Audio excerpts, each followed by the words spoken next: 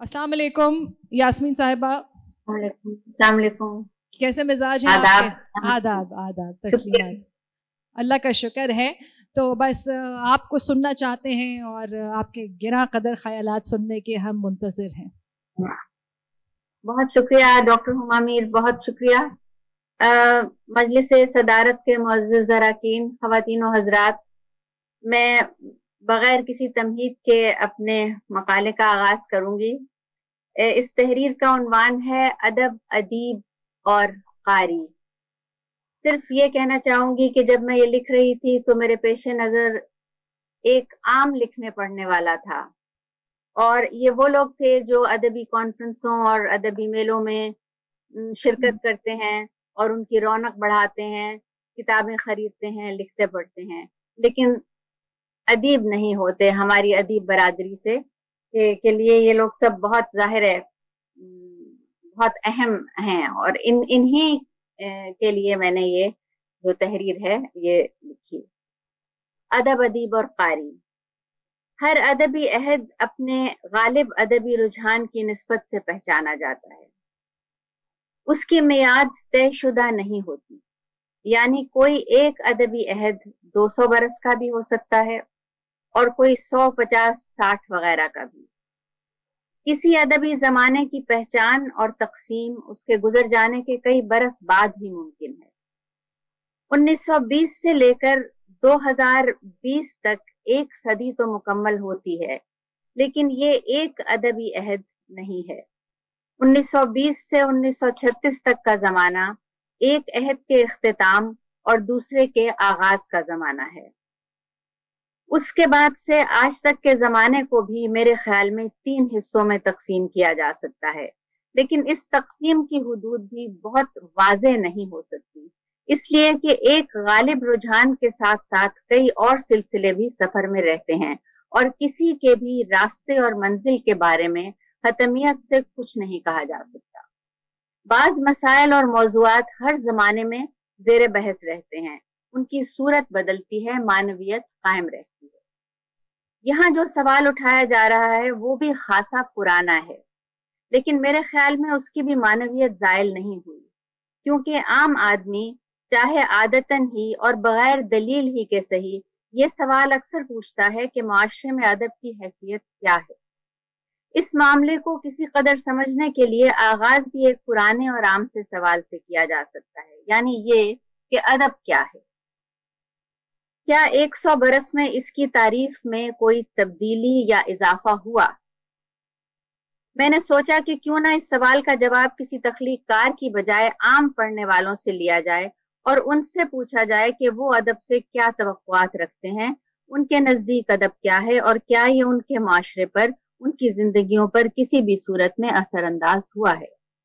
ऐसा करने के लिए मैंने एक सवालनामा तैयार किया जिसमें 3 सवाल थे और उसे बगैर किसी तखसीस के यानी रैंडमली चंद लोगों में तकसीम कर दिया। उन लोगों के बारे में मुझे कतई तौर पर यह इल्म नहीं था कि वो अदब या संजीदा अदब के कारी हैं या नहीं। पहला सवाल था अदब क्या है। इसके कुछ इस तरह के जवाब आए। अदब माशरे का अक्कास है, तखय्युल का इजहार है, जज्बात, एहसासात, ताल्लुकात को समझने में मुआविन होता है, माजी से रिश्ता कायम करता है और मुस्तकबिल के लिए रास्ता हमवार करता है। अदब जबान का सरमाया है। दूसरा सवाल था अदब से क्या तवक्कुआत वाबस्ता की जा सकती हैं। उसके जवाबात कुछ यूं थे। माशरे की तरक्की में अहम किरदार अदा करे, फिक्र की समनुमाई करे, माशरे की दुरुस्त अक्कासी करे, उलझी हुई गुत्थियों को सुलझाने में मदद फराहम करे, रवादारी, अमन और हमाहंगी को फरोग दे, जबान, तहजीब और तमद्दुन के फरोग का जरिया हो। किसी ने यह भी लिखा कि अदब बच्चों के लिए तख्लीक करना बहुत जरूरी है। तीसरा सवाल था क्या हमारा अदब माशरे पर असरअंदाज हुआ है।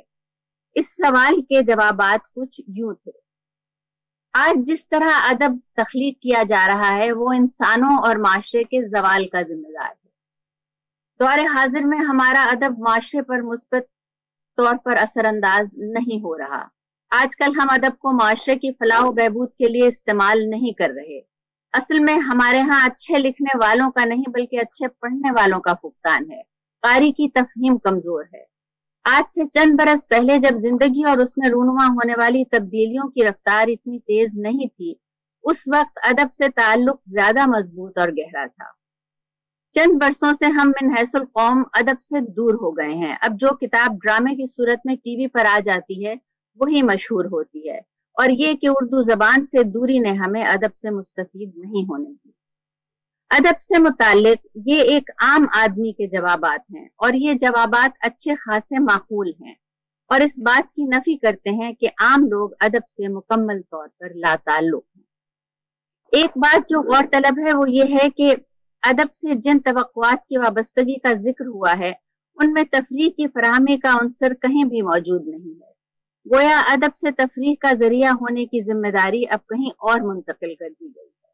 ادب کے سپرد صرف اصلاح کا کام رہ گیا ہے۔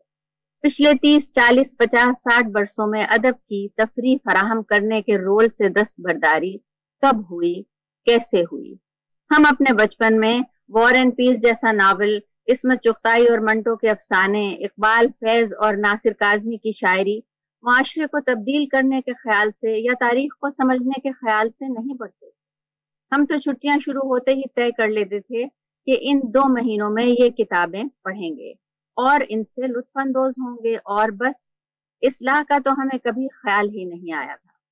اس کا ہرگز یہ مطلب نہیں ہے کہ ادب انسانی ذہن پر اثر انداز نہیں ہوتا۔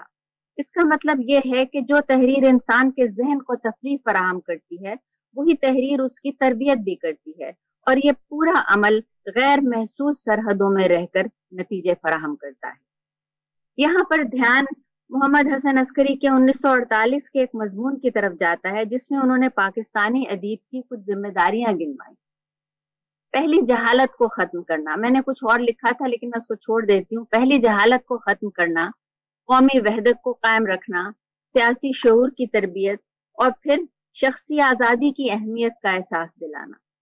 اس مضمون کی طرف دھیان اس لیے گیا کیونکہ 2020 کے سوال نامے سے جو کچھ اخذ ہوا ہے وہ ان توقعات سے زیادہ مختلف نہیں ہے۔ اب سوال یہ بھی پیدا ہوتا ہے کہ ہر ادیب سے اس طرح کی توقعات وابستہ کرنا کیا مناسب ہے؟ میرے نزدیک ان سب باتوں میں زیادہ اہم شخصی آزادی کی اہمیت کا احساس دلانا ہے، جو ادیب کا بھی استحقاق ہے اور اس کی تحریر پڑھنے والے کا بھی۔ شخصی آزادی یعنی فکر و عمل کا ہر قسم کے دباؤ سے آزاد ہونا۔ شخصی آزادی کو بہرحال شخصی ذمہ داری سے آزاد نہیں سمجھا جا سکتا۔ عام طور پر سمجھا جاتا ہے کہ ایسی آزادی کا مطالبہ نظریہ سازی سے انحراف کے مترادف ہے، حالانکہ شخصی آزادی بذات خود نظریے ہی کی ایک صورت ہے۔ یہ میرا خیال ہے۔ نیا یا جدید انسان اجتماعی فکر کی بجائے انفرادی فکر کا قائل ہے، اور اس کا مطلب نظریے سے انحراف یا نظریے کا فقدان نہیں بلکہ اس کی بہتات ہے، رنگا رنگی ہے۔ یہ وہ بات ہے جو آج کے پڑھنے والے کو سمجھنے کی ضرورت ہے۔ اجتماعی سطح پر کسی ایک نظریے کو سمجھنا آسان ہوتا ہے، انفرادی سطح پر بہت سے نظریات کی کائنات سے مانوس ہونا مشکل کام ہے۔ اسی لیے آئے دن یہ سننے میں آتا ہے کہ آج کل جو ادب تخلیق ہو رہا ہے اسے صرف ادیب ہی پڑھتے ہیں کیونکہ وہ اس کے متحمل ہو سکتے ہیں۔ یہاں پر ابلاغ کے مسئلے کی طرف دھیان جاتا ہے۔ کچھ عرصہ پہلے ناصر عباس نیّر نے ابلاغ کی زبان اور فن کی زبان کے عنوان سے فیس بک پر ایک تحریر پوسٹ کی تھی جس کا لب لباب یہ تھا کہ ابلاغ کی زبان عجلت پسند اور اکہری ہوتی ہے، جبکہ فن کی زبان استعارے، علامت اور ابہام سے عبارت ہوتی ہے۔ یہ بات تو درست ہے، لیکن اس سے ذہن میں بہت سے سوال سر اٹھاتے ہیں۔ یعنی کیا 100 برس پہلے بھی ابلاغ کی زبان اور فن کی زبان میں اتنا ہی فاصلہ تھا جتنا آج ہے؟ ادب کے لیے کیا صرف ابلاغ ضروری ہے یا صرف فن، یا دونوں؟ شہرت اور مقبولیت کی قیمت پر کیا فن کو ابلاغ پر ترجیح دی جا سکتی ہے؟ کیا جدیدیت کے رجحان نے ابلاغ کا مسئلہ پیدا کیا ہے؟ کیا ابلاغ اور فن کا قضیہ ادب کی ہر صنف کا مسئلہ ہے یا صرف شاعری کا اور خاص طور پر نئی نظم کا مسئلہ ہے؟ اور کیا ابلاغ میں زبان کا رسمی لہجہ تو حائل نہیں ہوا؟ اردو فکشن کا بھی کچھ حصہ ایسا ہے جو پڑھنے والے کی تفہیم کو چیلنج کرتا ہے، لیکن میرے خیال میں پچھلے 80 برس میں ابلاغ کے مسئلے نے سب سے زیادہ جس صنف کو متاثر کیا ہے وہ نئی نظم ہے۔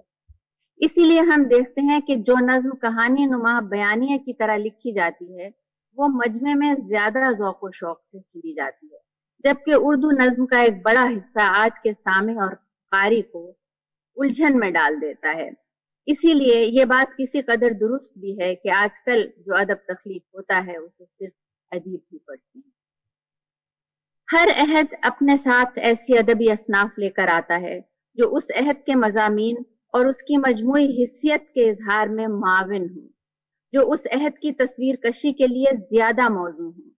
20ویں صدی کے ادیب کے لیے ایک مخصوص پابندی کی حدود سے باہر نکلنا ناگزیر تھا۔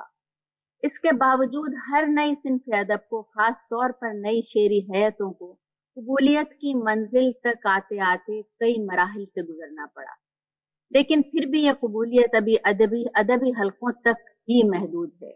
عام پڑھنے والا ابھی تک بھی نظم کی نئی حیتوں سے مانوس نہیں ہے۔ ٹی ایس ایلیٹ نے کسی جگہ لکھا تھا کہ کسی بھی قوم کے لیے ایک نئی شعری حیت کی ایجاد ایک اہم ترین واقعہ ہے انکوٹ، لیکن کسی بھی نئی حیت کے تعارف سے لے کر اس کی عام قبولیت کے درمیان کا عرصہ ایک طرح کی ابتری سے عبارت ہوتا ہے۔ میرے خیال میں ہمارے ہاں یہ ابتری جدیدیت کی تحریک کے آغاز سے شروع ہو گئی تھی۔ یہ عرصہ تقریباً پچھلے 80 برس کو محیط ہے۔ 60 کی دہائی میں اس میں مزید اضافہ ہوا اور پھر گرد کے بیٹھتے بیٹھتے 50 برس تو گزر گئے۔ عام پڑھنے والا تو اب بھی غزلیہ فضا میں اپنے آپ کو زیادہ محفوظ سمجھتا ہے۔ یہاں سے بات ایک اور طرف ہو جاتی ہے، اور وہ یہ کہ پڑھنے والے کی یعنی قاری کی تربیت کے ذرائع کیا ہو سکتے ہیں۔ تو ان میں پہلا تو مطالعہ ہے، جدید اور قدیم متون کا مطالعہ۔ پھر یہ کہ مطالعے کی عادت کا آغاز بچپن ہی سے ہوتا ہے، اس لیے بچوں کے ادب پر توجہ دینے کی اشد ضرورت ہے۔ پھر گھریلو ماحول، گھروں میں کتابوں کی موجودگی اور ان سے دلچسپی، خواہ کسی شکل میں ہو، پرنٹ چاہے کاغذ پر ہو یا اسکرین پر۔ رہنمائی جو گھر کے افراد بھی کر سکتے ہیں اور اساتذہ بھی، اور نظام تعلیم، ایسا نظام تعلیم جس کا مقصد و محور معیار ہو، جس کے اساتذہ تربیت یافتہ ہوں، کتاب کو علم کا ذریعہ سمجھیں نہ کہ ملازمت کے حصول کا ذریعہ۔ ایسا تعلیمی نظام غیر نصابی مطالعے کے لیے شوق کی رہنمائی کر سکتا ہے۔ اور پھر اپنی زبان سے تعلق اور تعلیمی اداروں میں ادبی متون کو پڑھایا کیسے جائے، یہ بھی بہت زیادہ توجہ طلب بات ہے۔ میں نے شروع میں کہا تھا کہ معاشرے میں ادب کی حیثیت کا سوال بہت پرانا ہے۔ لطف کی بات یہ ہے کہ اس سوال کا جواب اس لیے بھی نہیں دیا جا سکتا کیونکہ مختلف زمانوں میں جو دعوے کیے گئے یا جن خدشات کا اظہار کیا گیا وہ درست ثابت نہیں ہوئے۔ 1951 اور 1955 کے درمیان محمد حسن عسکری نے ادب کی موت اور ادبی جمود پر کئی مضمون لکھے۔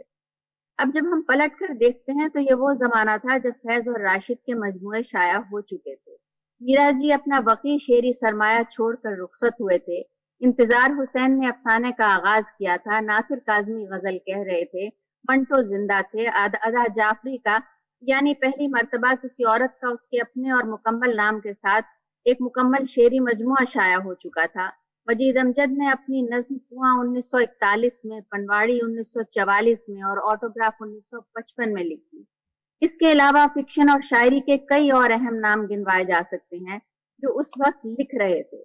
اسی زمانے میں لکھے ہوئے چند مضامین کے عنوانات دیکھیے: اردو ادب کی موت، محمد حسن عسکری 1953، اردو کی ادب کی موت، آفتاب احمد 1954، موجودہ ادبی جمود اور اس کے کچھ اسباب، محمد حسن عسکری 1951، ادبی انحطاط کا مسئلہ، سلیم احمد 1951، کیا موجودہ ادب روبہ تنزل ہے، قرۃ العین حیدر 1959۔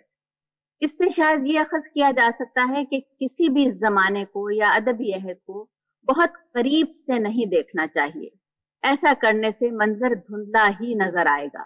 اس بات کی تصدیق کے لیے 1969 میں شائع ہونے والے ایک شعری انتخاب کی مثال دی جا سکتی ہے۔ اس انتخاب کی 4 جلدیں ہیں، نام ہے جدید شعرائے اردو، ذیلی عنوان ہے اردو ادب میں جدید شاعری کے بانیوں کے حالات زندگی، کلام پر بے لاگ تبصرہ اور انتخاب کلام۔ یہ کتاب فیروز سنز لاہور سے شائع ہوئی تھی اور یہ بہت عمدہ انتخاب ہے، سوائے اس کے کہ محمد حسین آزاد سے لے کر ناصر کاظمی تک 112 شاعروں میں مجید امجد موجود نہیں ہیں، اور نون میم راشد کے کلام پر جو تبصرہ کیا گیا ہے وہ کچھ یوں ہے، کوٹ: جہاں تک ان کے کلام کے مجموعی تاثر کا تعلق ہے، ان کی اکثر نظمیں قاری کے ذہن پر کوئی صحت مند اثر مرتب نہیں کرتی، چونکہ ان کے یہاں موت، خودکشی، افسردگی اور فرار کی خاص تکرار پائی جاتی ہے۔ زندگی ان کے لیے زہر بھرا جام ہے اور عرض مشرق کی روح بالکل مردہ و بے جان، جسے شاعر کے نزدیک قطعی طور پر مر جانا چاہیے۔ ان تصورات کا یہ نتیجہ ہوا ہے کہ ان کے ہاں ایک اعصابی تکان، ذہنی جمود، شکستہ ایمانی اور حد سے زیادہ احساس کمتری نے غلبہ پا لیا ہے۔ ظاہر ہے ایسی ذہنی پراگندگی اور شدید انتشار کی صورت میں ان سے کسی منظم، مربوط اور توانا و صالح تصور کی توقع بھی نہیں کی جا سکتی۔ انکوٹ۔ آج جب ہم 20ویں صدی کو پلٹ کر دیکھتے ہیں تو اقبال کے بعد اگر 5 بڑے شاعروں کے نام لیے جائیں تو نہ مجید امجد کو اور نہ ہی نون میم راشد کو نظر انداز کیا جا سکتا ہے۔ اسی لیے اپنے عہد کی ادبی فضا کے بارے میں کوئی بھی رائے، خاص طور پر منفی رائے دینے میں احتیاط سے کام لینا چاہیے۔ یہ تجزیہ نگاروں کی ذمہ داری بھی ہے اور پڑھنے والوں کی بھی۔ کسی قسم کا بھی اظہار جب تخلیقی، استعاراتی اور علامتی اسلوب کا انتخاب کرتا ہے تو وہ خود بخود حتمیت کے دائرے سے نکل کر ممکنات کے علاقے میں داخل ہو جاتا ہے۔ غالب نے کہا تھا میں اندلیب گلشن ناآفریدہ ہوں، اور راشد نے کہا تھا کہ ریزوں کی تہذیب پالیں تو پالیں حسن فزا گر کو کہاں لا سکیں گے، کہ اس کے پسینے کے قطرے کہاں گن سکیں گے، کہ فن کی تجلی کا سایہ کہاں پا سکیں گے جو بڑھتا گیا ہے زماں سے زماں تک، خزاں سے خزاں تک، جو ہر نوجواں کوزاگر کی نئی ذات میں اور بڑھتا چلا جا رہا ہے، وہ فن کی تجلی کا سایہ کہ جس کی بدولت ہما عشق ہیں ہما کوزاگر ہما تن خبر خدا کی طرح اپنے فن کے خدا سر بسر بہت شکریہ۔